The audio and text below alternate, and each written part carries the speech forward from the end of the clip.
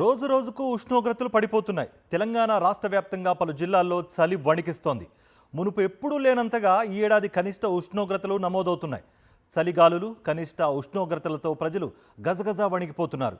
రానున్న రోజుల్లో మరింత తీవ్రంగా చలి ఉంటుంది అని వాతావరణ శాఖ అధికారులు అంచనా వేస్తున్నారు. రాష్ట్రంలో ఉష్ణోగ్రతలు అనూహ్యంగా పడిపోతున్నాయి. చలి తీవ్రత పెరిగిపోతోంది. రోజు రోజుకి పెరుగుతున్న చలి తీవ్రతతో ఉదయం ఇంట్లో నుంచి బయటకు రావాలంటేనే జనాలు భయపడిపోతున్నారు. పలు ప్రాంతాల్లో తీవ్రమైన చలిగాలులు వీస్తున్నాయి. ఉదయం వేళల్లో దట్టమైన పొగమంచు కమ్ముకుంటోంది. చలిగాలుల నేపథ్యంలో పలు జిల్లాలకు ఎల్లో అలర్ట్స్ జారీ చేశారు వాతావరణ శాఖ అధికారులు.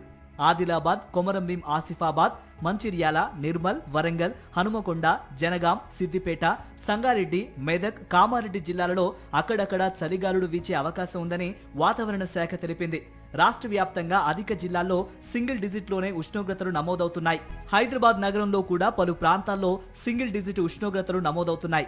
జనవరి నెల మొదటి 2 వారాలు కోల్డ్ వేవ్స్ తీవ్రత ఉంటుందని వాతావరణ శాఖ అంచనా వేస్తోంది. చాలా జిల్లాలకి ఆరెంజ్, ఎల్లో అలర్ట్ జారీ చేశారు.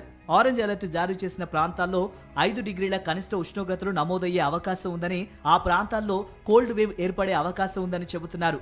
ఈ రోజు 11 జిల్లాలకు ఆరెంజ్, 15 జిల్లాలకు ఎల్లో అలర్ట్ జారీ చేశారు. ఈ నేపథ్యంలో పిల్లలు, వృద్ధులు తగు జాగ్రత్తలు తీసుకోవాలని సూచిస్తున్నారు.